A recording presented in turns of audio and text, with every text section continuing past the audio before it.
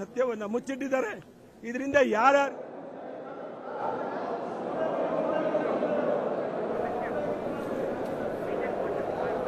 BJP ಮಾರ್ಷಲ್ಗಳನ್ನ ಈಗ ವಿಧಾನಸೌಧದಿಂದ ಹೊರಗಾಗ್ತಾ ಇದ್ದಾರೆ. ಆ ದೃಶ್ಯಗಳನ್ನ ನೀವು ಲೈವ್ ಆಗಿ ನೋಡ್ತಾ ಇದ್ದೀರಾ.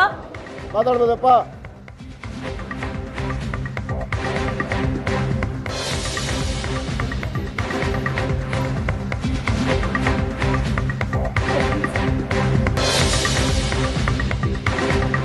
ಬಿಜೆಪಿ ಶಾಸಕರನ್ನ ಮಾರ್ಷಲ್ಗಳು ಹೊರ ಹಾಕ್ತಾ ಇದ್ದಾರೆ. ಅದರ ಲೈವ್ ವಿಜುವಲ್ಸ್ ಅನ್ನ ನೀವು ನೋಡ್ತಾ ಇದ್ದೀರಾ.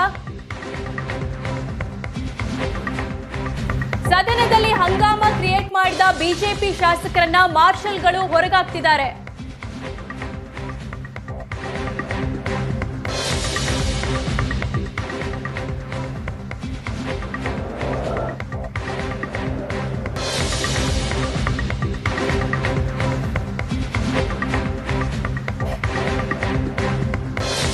ಈಗಾಗಲೇ 18 ಬಿಜೆಪಿ ಶಾಸಕರನ್ನ 6 ತಿಂಗಳವರೆಗೆ ಅಮಾನತು ಮಾಡಲಾಗಿದೆ.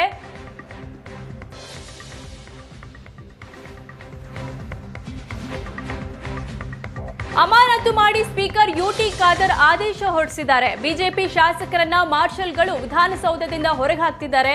ಕಲಾಪದಲ್ಲಿ ಶಾಸಕರು ಹೈಡ್ರಾಮಾ ಕ್ರಿಯೇಟ್ ಮಾಡಿದ್ರು.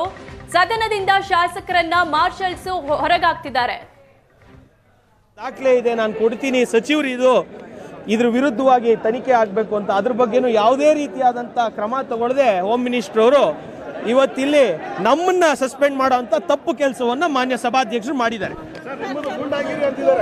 ನಿನ್ನೆ ನಾವು ಹನಿ ಟ್ರಾಪ್ನ ಖಂಡಿಸಿದ್ದಕ್ಕೆ, ಹನಿ ಟ್ರಾಪ್ ಬಗ್ಗೆ ನಾವು ಹೋರಾಟ ಮಾಡಿದ್ದಕ್ಕೆ ಕಾಂಗ್ರೆಸ್ ಪಕ್ಷದ ಒಬ್ಬ ಹಿರಿಯ ಸಚಿವರು ನಾನು ದೂರು ಕೊಡ್ತೀನಿ ಅಂತ ಹೇಳಿದ ಮೇಲೆ ಅದಕ್ಕೆ ಸಂಬಂಧಪಟ್ಟಂಗೆ ನಾವೆಲ್ಲರೂ ಹೋರಾಟ ಮಾಡಿದ್ದಕ್ಕೆ ನಾವು ಏನೂ ತಪ್ಪು ಮಾಡದೆ ಇವತ್ತು ಏಕಾಏಕಿ ನಮ್ಮನ್ನು 6 ತಿಂಗಳ ಕಾಲ ಅಮಾನತ್ ಮಾಡೋಂಥದ್ದಾಗಿದೆ.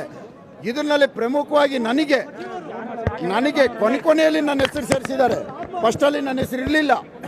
ಡಿ ಕೆ ಶಿವಕುಮಾರ್ ಅವರ ಕುಮ್ಮಕ್ಕಿನಿಂದ, ಅವರ ಒಂದು ಮಾತಿನಿಂದ ಕೊನೆಯಲ್ಲಿ ನನ್ನ ಹೆಸರು ಸೇರಿಸಿದ್ದಾರೆ. ಇದು ನಿನ್ನೆ ನಾನು ಮಾತಾಡಿದ್ದಕ್ಕೆ ನನಗೆ ಈ ಶಿಕ್ಷೆ ಕೊಟ್ಟಿದ್ದಾರೆ.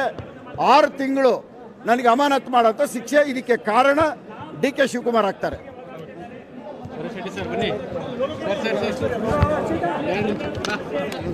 ನಮ್ಮ ಜೊತೆಗೆ ಶಾಸಕರಾಗಿರುವಂತಹ ಭರತ್ ಶೆಟ್ಟಿ ಅವರು ಇದ್ದಾರೆ. ಸರ್, 6 ತಿಂಗಳ ಕಾಲ 18 ಶಾಸಕರನ್ನ ಅಮಾನತು ಮಾಡಿದ್ದಾರೆ. ಸ್ಪೀಕರ್ ಅವರ ಈ ತೀರ್ಮಾನದ ಬಗ್ಗೆ ಸರ್, ಸ್ಪೀಕರ್ ಅವರ ಏಕಪಕ್ಷ ನಿರ್ಧಾರ ಇದು. ಸ್ಪೀಕರ್ ಅವರು ಸಹ 2 ಸಾರಿ ಹಿಂದೆ ಅಮಾನತು ಆಗಿದ್ದು ನಮ್ಗೆ ಗೊತ್ತಿರುವಂಥ ವಿಷಯ. ಆದರೆ ಈಗ ಮುಂದೆ ಬರುವಂಥ ಮುಸ್ಲಿಂ ರಿಸರ್ವೇಷನ್ ಬಿಲ್ ಏನಿದೆ ಅದರಲ್ಲಿ ಆದಷ್ಟು ಕಮ್ಮಿ ಬಿಜೆಪಿಯ ಸದಸ್ಯರು ಒಳಗಿರಬೇಕು ಅನ್ನುವಂಥ ದೃಷ್ಟಿಕೋನದಿಂದ ನಮ್ಮನ್ನು ಸಸ್ಪೆಂಡ್ ಮಾಡಿದ್ದಾರೆ. ಈಗ 6 ತಿಂಗಳ ಕಾಲ ನೀವು ಲಾಬಿಗೆ ಬರೋವಾಗಿಲ್ಲ, ಯಾವುದೇ ಮೀಟಿಂಗ್ಗಳಲ್ಲಿ ಭಾಗವಹಿಸಾಗಿಲ್ಲ, ಈ ಥರದ ವಿಧಾನಸೌಧದ ಒಳಗೆ ಬರಲಿಕ್ಕಿಲ್ಲ ಅಷ್ಟೇ. 6 ತಿಂಗಳ ಕಾಲ ವಿಧಾನಸೌಧ ಬರಲಿಕ್ಕಿಲ್ಲ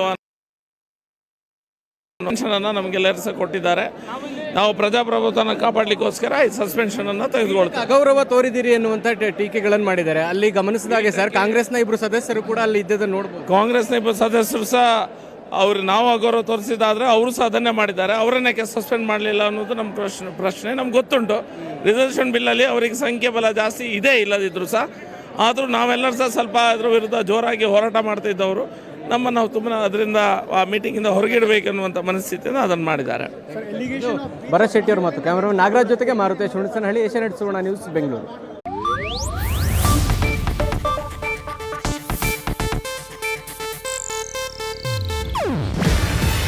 ಇದು ಏಷ್ಯಾನೆಟ್ ನ್ಯೂಸ್ ನೆಟ್ವರ್ಕ್ ಪ್ರಸ್ತುತಿ.